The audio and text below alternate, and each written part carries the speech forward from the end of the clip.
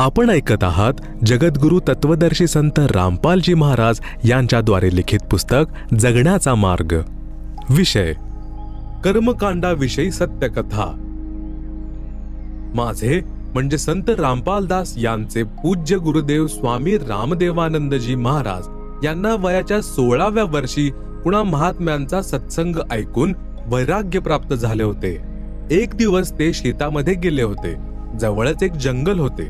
त्यांनी जंगलामध्ये जाऊन एका मृत जनावराच्या हाडांजवळ आपले कपडे फाडून फेकले आणि स्वतः महात्माजींसोबत निघून गेले. जेव्हा त्यांचा शोध घेतला तेव्हा त्यांच्या घरच्यांनी पाहिले की जंगलात हाडांजवळ फाटलेले कपडे पडले आहेत. त्यांनी विचार केला की एखाद्या जंगली प्राण्याने त्यांना खाऊन टाकले आहे. ते कपडे आणि हाडं उचलून घरी घेऊन गेले आणि अंतिम संस्कार केला. त्यानंतर 13वी 6 मासे केले आणि मग त्यांचे श्राद्ध घालणे सुरू झाले. जेव्हा माझे पूज्य गुरुदेव खूप वृद्ध झाले होते तेव्हा ते एकदा घरी गेले. त्यावेळी त्यांच्या घरच्यांना समजले की हे जिवंत आहेत आणि घर सोडून गेले होते. त्यांनी सांगितले की जेव्हा हे घर सोडून निघून गेले होते तेव्हा त्यांचा शोध घेतला. जंगलामध्ये यांचे कपडे सापडले. त्याच्या जवळ काही हाडे पडलेली होती. तेव्हा आम्ही विचार केला की एखाद्या जंगली प्राण्याने यांना खाल्ले आहे आणि ते कपडे व हाड घरी आणून अंतिम संस्कार केला. नंतर मी म्हणजे संत रामपालदासजी यांनी माझ्या पूज्य गुरुदेवांच्या लहान भावाच्या पत्नीला विचारले की जेव्हा आमचे पूज्य गुरुदेव घर सोडून गेले होते त्यानंतर तुम्ही त्यांच्या माघारी काय केले?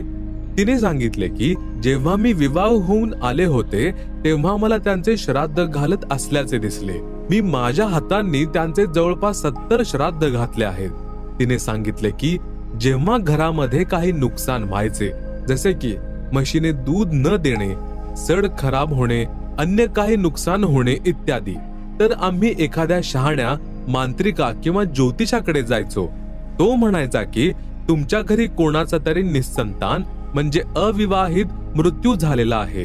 तोच तुम्हाला दुःखी करत आहे कारण तो भूत बनला आहे. मग आम्ही त्याला वस्त्रे इत्यादी द्यायचो. यावर मी म्हणालो की हे तर जगाचा उद्धार करत आहेत. हे कोणाला दुःख देत होते? हे तर आता सुखदाता आहेत. नंतर मी म्हणजे संत रामपालजी महाराजांनी त्या वृद्धेला म्हटले की आता तर ते तुमच्या समोर आहेत. आता तरी ही व्यर्थ साधना जसे श्राद्ध घालणे बंद करा. तेव्हा त्या म्हणाल्या की ही तर जुनी परंपरा आहे, ती कशी सोडू? अर्थात आपण आपल्या जुन्या परंपरांमध्ये इतके लीन झालेलो आहोत की प्रत्यक्ष प्रमाण असतानाही त्या चुका करत आहोत, त्या सोडू शकत नाही. यावरून हे सिद्ध होते की श्राद्ध घालणे, पितृपूजा करणे इत्यादी सर्व व्यर्थ आहे. 10. बाळाच्या जन्मानंतर शास्त्र विरुद्ध पूजा निषिद्ध.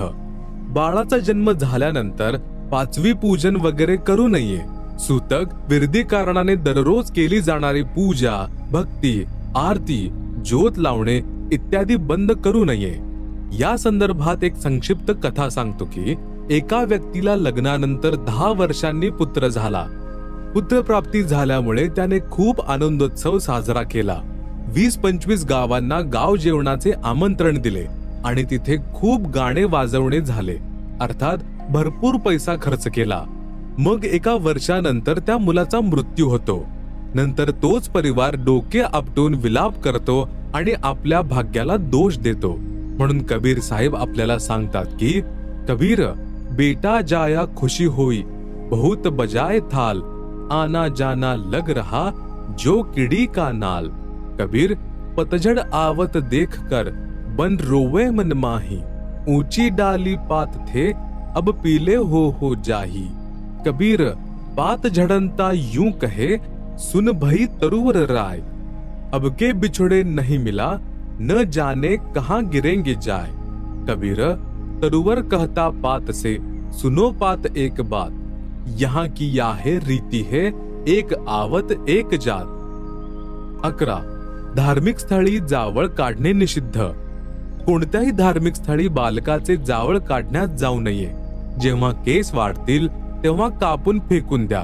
एका मंदिरामध्ये पाहिले की श्रद्धाळू भक्त आपल्या मुलांचे मुलींचे जावळ काढण्यासाठी आले.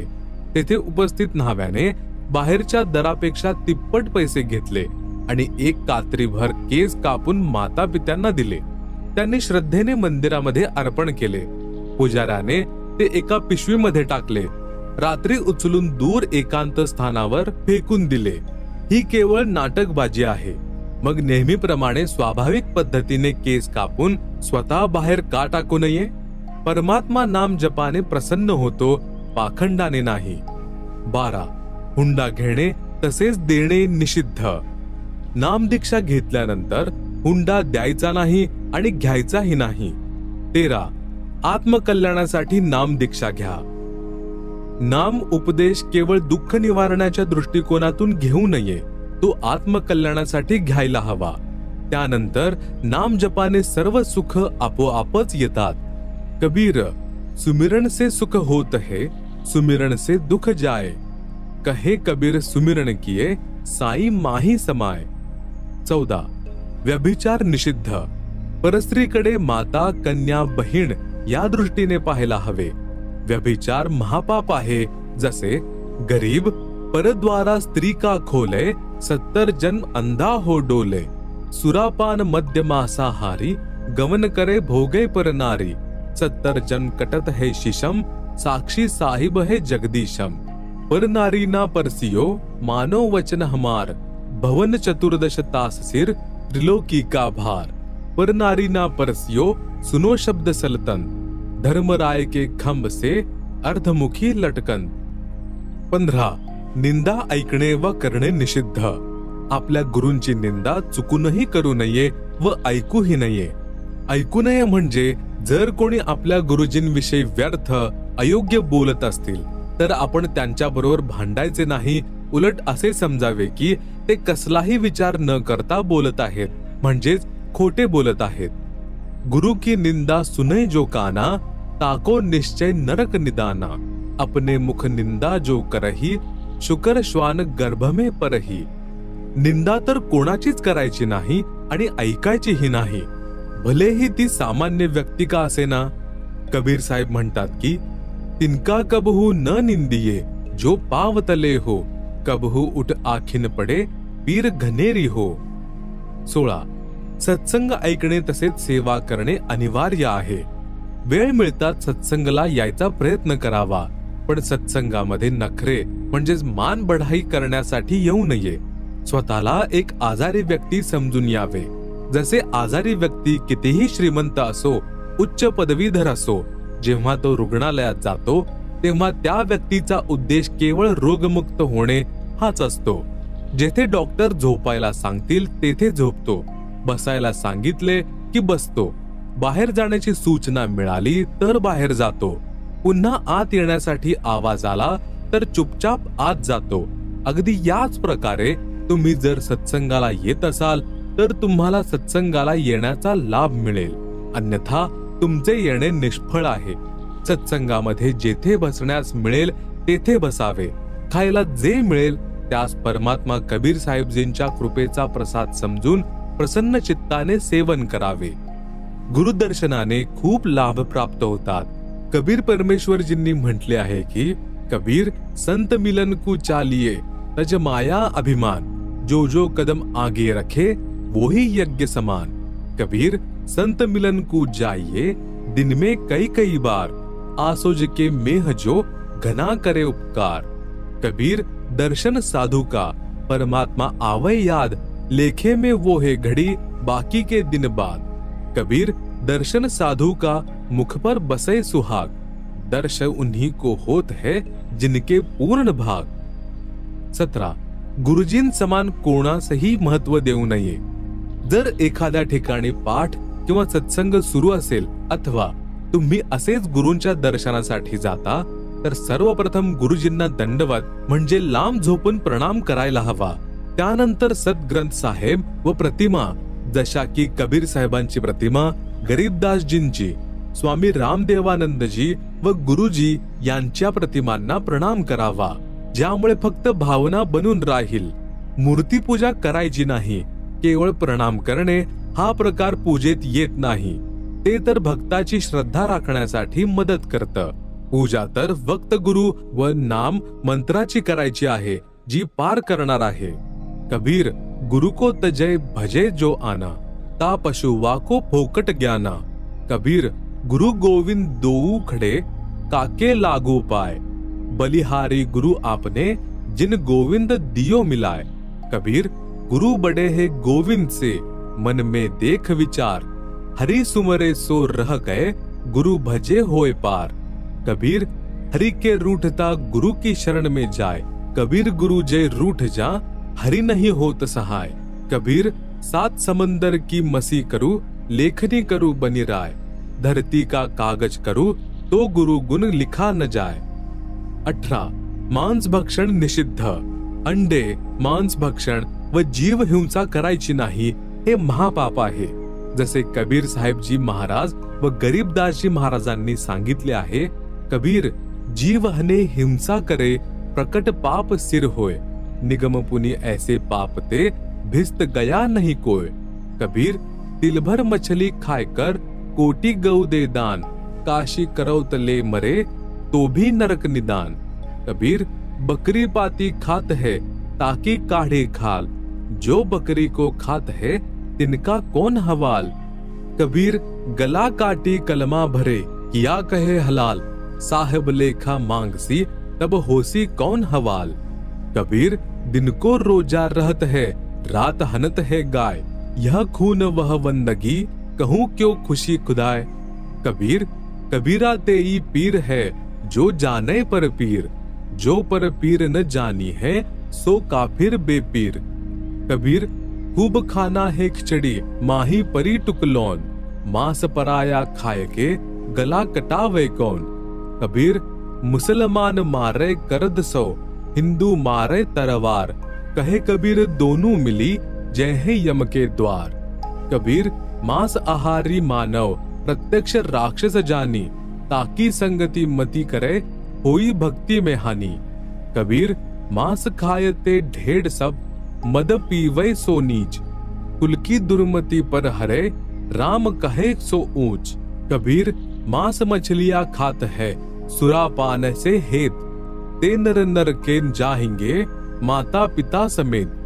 गरीब जीव हिंसा जो करते हैं, या आगे क्या पाप, कंटक जुनी जिहान में, सिंह भेड़िया और सांप, झोटे बकरे मुर्गे ताई, लेखा सब ही लेत गुसाई। मृग मोर मारे महमंता, अचराचर है जीव अनंता, जिह्वा स्वाद हिते प्राणा, निमा नाश गया हम जाना। तीतर लवा बुटेरी चिड़िया, खूनी मारे बड़े अगड़िया, अदले बदले लेखे लेखा, समझ देख सुन ज्ञान विवेका। गरीब शब्द हमारा मानियो, और सुनते हो नर नारी, जीव दया बिन कुफर है, चले जमाना हारी। अजाणतेने झालेल्या हिंसेचे पाप लागत नाही। परमात्मा कबीर साहेब म्हणतात, इच्छा कर मारे नहीं, बिन इच्छा मर जाए, कहे कबीर तास का पाप नहीं लगाए। 19 गुरुद्रोह्यांशी संपर्क निषिद्ध। जर कोणी भक्त गुरुजींशी द्रोह करत असेल, म्हणजे विमुख होत असेल, तर तो महापापाचा भागी बनतो। जर कुणाला तो मार्ग चांगला वाटला नसेल, तर तो आपला गुरु बदलू शकतो। जर तो गुरूंशी वैर व निंदा करत असेल, तर तो गुरुद्रोही म्हटला जातो। अशा व्यक्तीसोबत भक्ती चर्चा करण्याने उपदेशीला दोष लागतो, त्याची भक्ती समाप्त होते। गरीब गुरुद्रोही की पेड़ पर जे पग आवई बीर, 84 निश्चय पड़े सदगुरु कहे कबीर। कबीर जान बुझ साची तजय, करे झूठे से ने, जाकी संगत हे प्रभु, स्वप्न में भी ना दे। अर्थात गुरुद्रोही जवळ जाणारा भक्तिहीन होऊन नरक व 84 लक्ष योनींमध्ये जाईल। 20 जुगार निषिद्ध। जुगार पत्ते कधीही खेळू नयेत। कबीर मांस बखे और मद पिए, धन वेशा सो खाए, जुआ खेली चोरी करे, अंत समूला जाए। 21 नाच गाणे निषिद्ध। कोणत्याही प्रकारच्या आनंदाच्या प्रसंगी नाचणे व अश्लील गाणी गाणे आदी भक्तिभावाच्या विरुद्ध आहे। जसे एक वेळ एक विधवा बहीण कुठल्या तरी आनंदाच्या प्रसंगी आपल्या नातेवाईकांच्या घरी गेलेली होती। सर्वजण आनंदाने नाचत गात होते, परंतु ती भगिनी मात्र एका बाजूला प्रभू चिंतन करीत बसली होती. मग तिच्या नातेवाईकांनी तिला विचारले की तुम्ही अशा निराश का बसला आहात? तुम्ही देखील आमच्या सारखे नृत्य, गायन व आनंद साजरा करा. यावरती भगिनी म्हणाली की कशाचा आनंद साजरा करू? माझा विधवेचा एकच पुत्र होता, तो पण भगवानाला प्रिय झाला आहे. आता कुठला आनंद उरलाय माझ्यासाठी? ठीक अशाच प्रकारे या काल लोकात प्रत्येक व्यक्तीची स्थिती आहे. येथे गुरुनानक देवजींची वाणी आहे की ना जाने काल की करडारे, किस विधी ढल जा पासावे, जिन्हा दे सिरते मौत खुडकदी, उन्हानू केड़ा हसावे, साध मिले साडी शादी हुंदी खुशी, बिछड़दा दिल गिरीवे दुख, अखदे नानक सुनो जिहाना, मुश्किल हाल फकीरी वे. कबीर साहेब जी महाराज देखील म्हणतात की कबीर झूठे सुख को सुख कहे, मान रहा मनमोद, सकल चबीना काल का, कुछ मुख में कुछ गोद. कबीर बेटा जाया खुशी हुई, बहुत बजाए थाल, आवण जाना लग रहा जो किडी का नाल. महत्वाचं, स्त्री तसेच पुरुष दोघेही परमात्मा प्राप्तीचे अधिकारी आहेत.